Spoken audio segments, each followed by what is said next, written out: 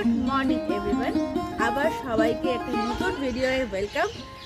আজকে যদি আপনারা আগের ভিডিও দেখে থাকেন জানবেন আজকে আমরা আছি বিদ্যাসাগর ভবনের ঠিক সামনে। আমরা বিদ্যাসাগর ভবনের গেস্ট হাউসে রাতে স্টে করেছিলাম, আর আজকে আমরা যাচ্ছি দেওঘর। এখান থেকে বিদ্যাসাগর স্টেশন থেকে আমরা এক্ষুনি ট্রেন ধরবো, ট্রেন ধরে চলে যাবো দেওঘর। দেওঘরে সারাদিন ঘুরবো, তারপর আবার এখানে এসে ফিরে আসবো। এখানে আজকে নাইট স্টে করবো, কালকে আমরা আবার কলকাতা ফিরে যাবো। তাহলে লেটস গো। আমরা এখন কারমাটা স্টেশন, অ্যাকচুয়ালি বিদ্যাসাগর স্টেশনে দাঁড়িয়ে আছি। তো এখানে 8:30 সকাল 8:30 ট্রেন আসে, যেটা করে আমরা যশিরি পৌঁছবো। যশিরি থেকে ট্রেন চেঞ্জ করতে হবে, ট্রেন চেঞ্জ করে আমরা ওই দেওঘর যাওয়ার ট্রেনে উঠে যাবো। ওখান থেকে দেওঘর যাবো। এখনও পর্যন্ত ট্রেন আসেনি, যদিও 8:30 বেজে গেছে। ট্রেন লেট চলছে একটু, সেই জন্য ওয়েট করছি। দেওঘর ঘোরার জন্যেও আসতে পারেনি কারমাটারে, কারণ কারমাটার থেকে খুব সহজেই মাত্র 2 ঘন্টার মধ্যে মধুপুর, যশিরি ও দেওঘর পৌঁছানো সম্ভব। আমরা যশিরি পৌঁছে গেছি। যশিরি থেকে ট্রেন চেঞ্জ করার কথা ছিল, কিন্তু আলটিমেটলি এত দেরি করে এসছে আগের ট্রেনটা যে এই ট্রেনটা আমরা ধরতে পারলাম না, মিস করে গেছি। তাই যশিরি থেকে এখন আমরা অটো ধরে নেবো, অটো ধরে আমরা দেওঘর যাচ্ছি। যশিরি থেকে মাত্র 30 টাকা প্রতিজনের ভাড়ায় পৌঁছে গেলাম একদম মন্দিরের সামনে। বেশ কিছু দোকানপাট পেরিয়ে মন্দিরের পূর্ব দ্বার দিয়ে প্রবেশ করলাম অন্দরে। প্রবেশ করার সঙ্গে সঙ্গেই কিছু পান্ডা আমাদের ঘিরে ধরল এবং তাদের থেকে জানতে পারলাম মন্দিরের প্রবেশের 2 রকম লাইনের ব্যবস্থা আছে, একটি সাধারণ আর একটি ভিআইপি। সাধারণ লাইনে গেলে 5-6 ঘন্টা লাগবে, আর ভিআইপি লাইনে গেলে 2 ঘন্টায় হয়ে যাবে। তবে ভিআইপি লাইনের জন্য 250 টাকা প্রতি জনের টিকিট কেটে ঢুকতে হবে। এটি নাকি ঝাড়খণ্ড গভর্নমেন্ট দ্বারাই অনুমোদিত। অগত্যা আমরাও ভিআইপি লাইনের দিকেই গেলাম। তবে সেখানে দেখি এ তো বিশাল লাইন। দেখে মনে হলো সাধারণের থেকে ভিআইপিতেই জনগণ বেশি ঢুকেছে। বাবা বৈদ্যনাথ ধামের দর্শন করে এইমাত্র আমরা বেরোলাম। অনেকটা লাইন, প্রায় 2-3 ঘন্টা লাইনে দাঁড়িয়ে দর্শন করেছি। আর ভিতরে ভীষণ এত লোকজন ঠাসি করছে, ধাক্কাধাক্কি করছে যে পুজো করার মতো অবস্থা নেই ওখানে। কোনো রকমের দর্শনটা হয়েছে। এখন আমরা বাইরে চচ্চড়ে ঘোরাঘুরি করছি। এখানে আরও অনেক 22-30টা আরও মন্দির আছে। কালী মন্দির দেখলাম, আরও শিব মন্দির আছে। এসব দর্শন করে এবার আমরা বেরোবো।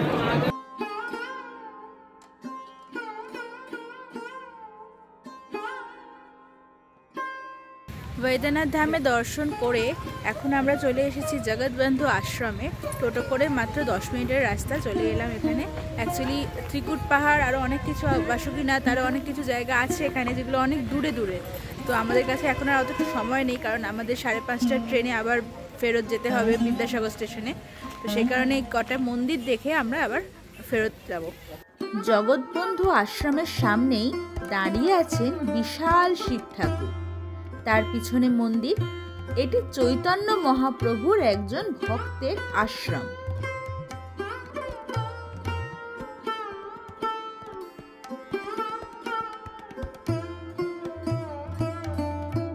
জগৎবন্ধু আশ্রম দেখে এখন চলে এসেছি নওলাখা মন্দিরের সামনে। নওলাখা মন্দিরের রাস্তা দিয়ে যেতে হবে। পুরোটা হচ্ছে কার পার্কিং। এখানে পার্কিং চার্জ আছে।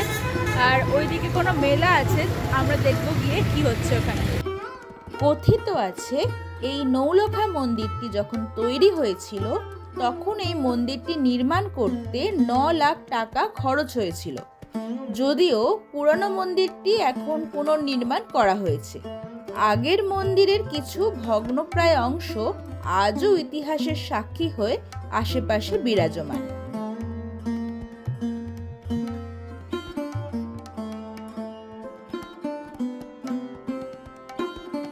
এরপর আমরা পৌঁছলাম শ্রী শ্রী বালানন্দ আশ্রম, আর তার পাশে রাধা গোবিন্দ মন্দির দর্শন করতে।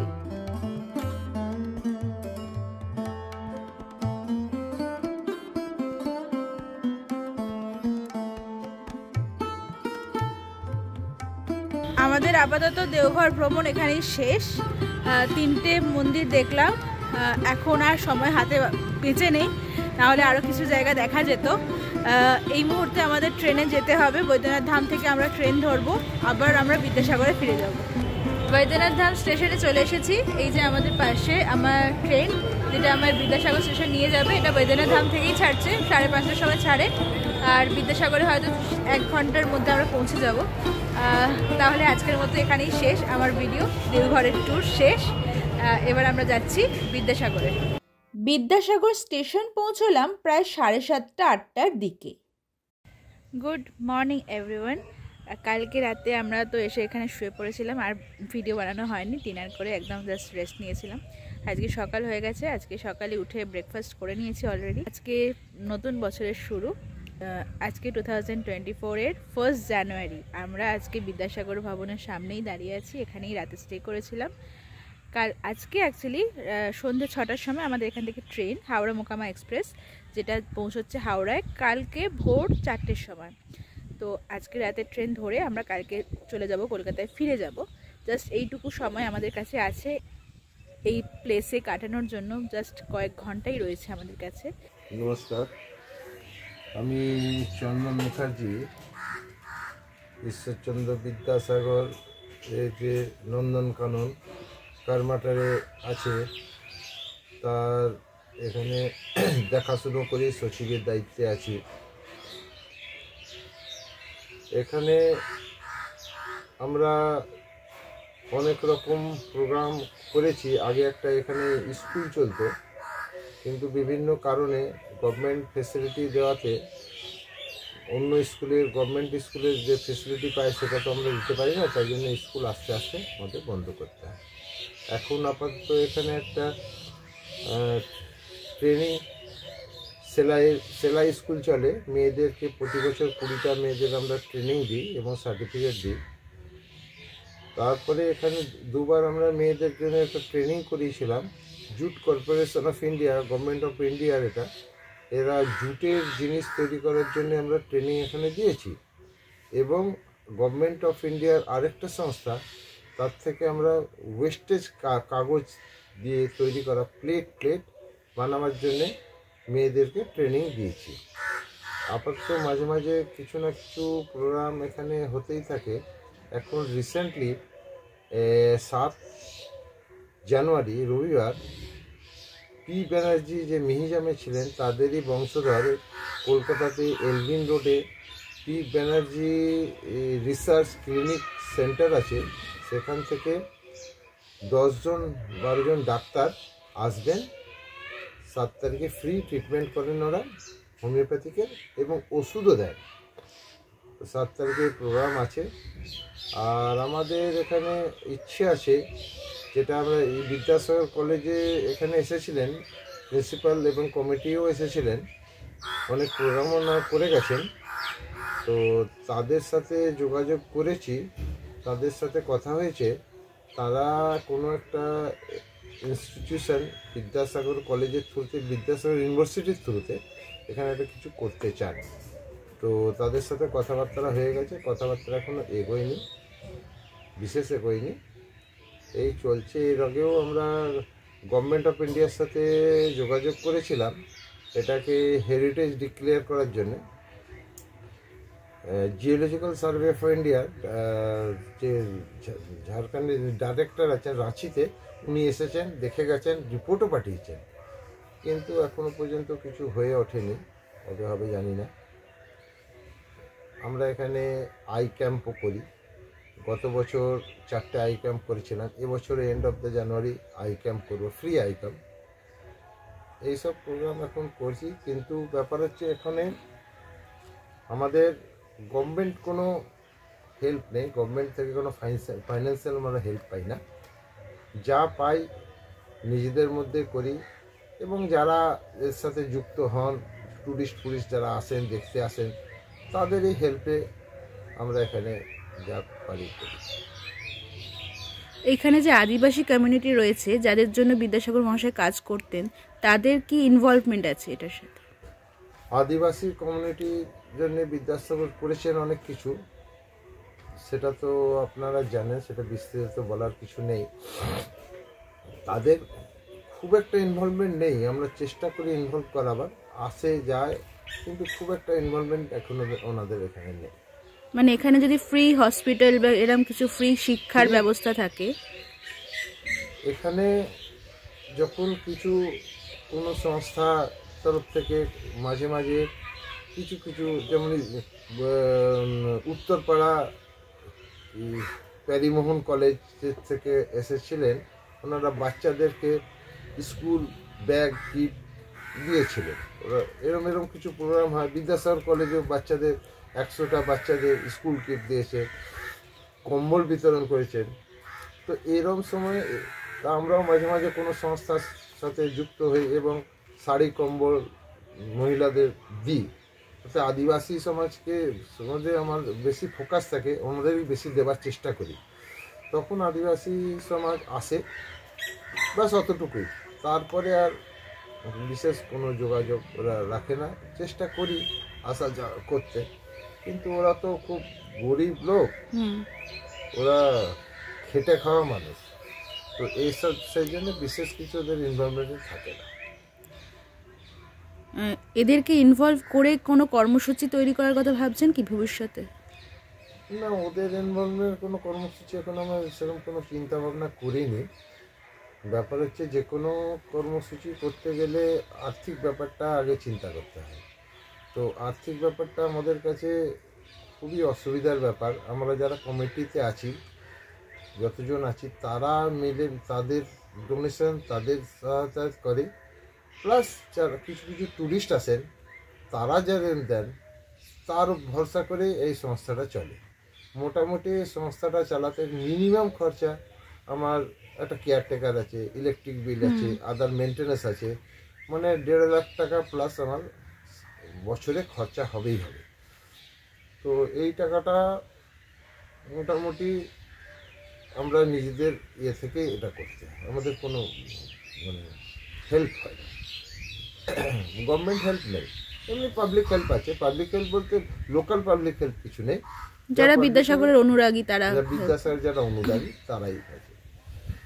এই এখন এই যে মেডিকেল ক্যাম্পটা হবে, হোমিওপ্যাথিক মেডিকেল ক্যাম্প, তো তাতে যে খরচা হবে সেটা লোকাল কারো কাছে নিই না পয়সা, এবং কোনো ফিসও নিই না।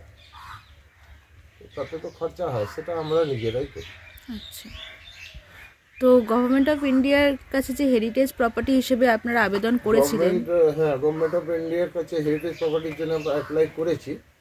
সেটা কিরকম রেসপন্স পেয়েছেন? ওরা দেখে গেছেন, উনি রিপোর্ট তো ভালো দিয়েছেন। তারপরে কতদূর কি হবে সেটা জানি না, আর লেগে থাকা হয়নি। এখন আমাদের কমিটির লোকেরা সব বাইরে বাইরে থাকেন, তো এখানে একটা বিশেষ কাজ আমি করেছি, যেখানে ঈশ্বরচন্দ্র বিদ্যাসাগরের রেলের ক্যাম্পাসে দুটো মূর্তি ছিল, রেলই লাগিয়েছিল।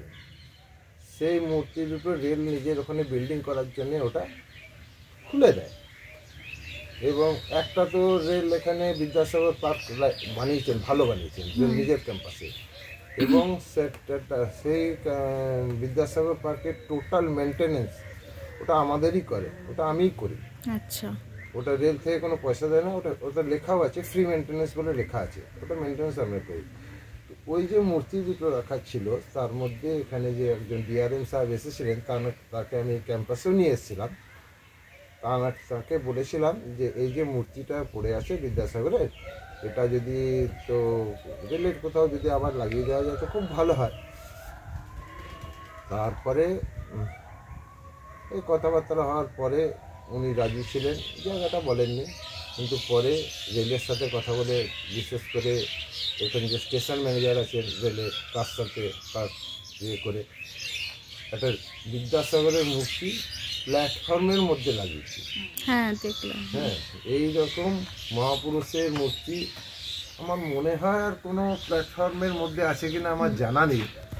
তো সেই জন্যে একটু আপত্তি ছিল, কিন্তু রেলকে আমি বলেছি ঠিক আছে আপাতত লাগিয়ে দিন, ভবিষ্যতে যদি রেলের দরকার হয় তখন যেমন তুলেছেন রেলটাও তুলে দেবেন, আমাদের কোনো আপত্তি থাকবে না। রেলে ওখানে একটা আমাদের সেই মূর্তিটার কাছে একটা বিদ্যাসাগরের একটা ফটো আছে। প্রথমে এই ফটোটা রেলই লাগিয়েছিল, রেলেরই কর্মচারী লাগিয়েছিলেন, বানিয়েছিলেন।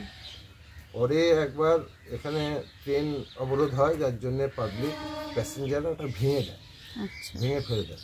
সেই ভাঙাটাও আমি এখানে নিয়ে এসে বিদ্যাসাগর ক্যাম্পাসে, বিদ্যাসাগর যেখানে শয়নকক্ষ তাতে রাখা আছে, এবং আমি ওটাতে একটা আলাদা ফটো বানিয়ে ওখানে যথাসময় লাগিয়েছিলাম। কিন্তু যেহেতু আর্টিস্ট খুব ভালো ছিলেন না, মোটামুটি বানিয়েছিলেন। পরে একটা ফটো আমাদের বিহার বেঙ্গলি অ্যাসোসিয়েশনের তরফ থেকে আমাদের এখানকার যে ভাইস প্রেসিডেন্ট আছে ডক্টর দিলীপ সিনহা, উনিই লাগিয়েছেন, ওনারই উদ্যোগে হয়েছে। ওই ফটোটা কিন্তু আঁকা না, হ্যাঁ, ওটা ডেভেলপ করা ফটো, উনি লাগিয়েছেন। ওটা আমরা এবছরই 26 জানুয়ারি ওটাও লাগিয়েছি, আর স্ট্যাচুটাও এবছর লাগিয়েছি। খুব ভালো লাগলো আপনার সাথে কথা বলে। আমি আশা করব যে গভর্নমেন্ট অফ ইন্ডিয়ার থেকে আপনার একটা হেরিটেজ প্রপার্টির তকমাটা পান, তাহলে অনেক ফান্ডিংও এখানে আসবে। সেই ফান্ডিং দিয়ে আপনারা অনেক কর্মসূচি করতে পারবেন। দুপুর হয়ে গেছে, আমরা লাঞ্চ করতে বসে গেছি। আজকে লাঞ্চে আছে ভাত, ডাল, আলু ফুলকপি ভাজা, পাঁপড়, আর রয়েছে খাসির মাংস। যেহেতু আজকে নিউ ইয়ার স্পেশাল ওনারা অ্যারেঞ্জ করে দিয়েছেন খাসির মাংস। আজ আমরা খাচ্ছি, এটা অত্যন্ত সুস্বাদু খাবার। আজকে আমাদের এখানে শেষ দিন, তাই আজকে একটু এনজয়মেন্ট হচ্ছে, প্লাস নিউ ইয়ারের স্পেশাল এনজয়মেন্ট। এটা করে আমরা বিকেলে ট্রেন ধরে বাড়ি ফিরে যাব। এখন সময় হয়ে গেছে আবার ফেরত যাওয়ার নিজের ভিটায়। এসেছিলাম দুদিনের জন্য বেড়াতে বিদ্যাসাগরের বাসভবনে।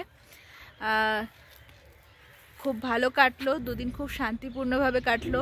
নতুন বছরের আজকে প্রথম দিন ওনার বাড়িতেই কাটালাম আমরা।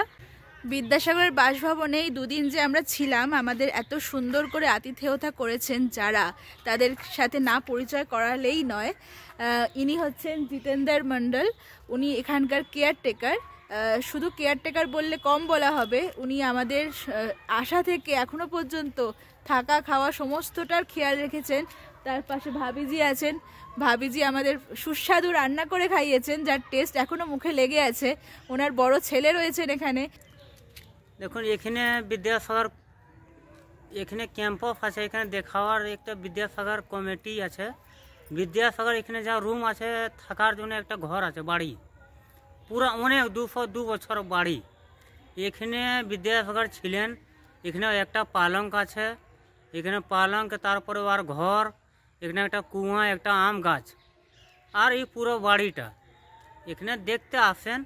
খাওয়া দাওয়া থাকা এখানে ব্যবস্থা আছেন, আসতে পারেন। বাঙাল, বিহার, ঝাড়খণ্ড এমনি লোক অনেক আসে, এখানে থাকার ব্যবস্থা আছে। এখানে পিকনিক হয়, রেস্ট রুম আছে, তারপরে এখানে জল অনেক ভালো আছে, আসতে পারেন। আসে নিয়ে একবার দেখবেন, তবে তো জানতে পারবেন। এমনি কি বলবো আমি। আমরা যেই দুদিন ছিলাম, আমাদের পুরো মনে হয়েছে যেন বিদ্যাসাগরের বাড়িতেই আমরা আছি। বিদ্যাসাগরের পরিচালনায় আমাদের আতিথেয়তা চলছে, সবই দাদার জন্য। এই দাদা না থাকলে এতটা ভালো লাগতো না আমাদের এই জায়গাটা। এই দাদা তার পরিবার সবাই মিলে আমাদের অনেক বেশি খেয়াল রেখেছে। আমার মোবাইল নম্বর আছে 6202257193, একটা নম্বর। এই নম্বরে ফোন করে আপনারা এখানে বুকিং করে আসতে পারেন, যোগাযোগ করুন 8084397901। এখানে বিদ্যাসাগর রেলওয়ে স্টেশন, 1 মিনিট লাগবে। এখানে এই রেলওয়ে স্টেশনে 1 মিনিট বিদ্যাসাগর আশ্রম আসতে।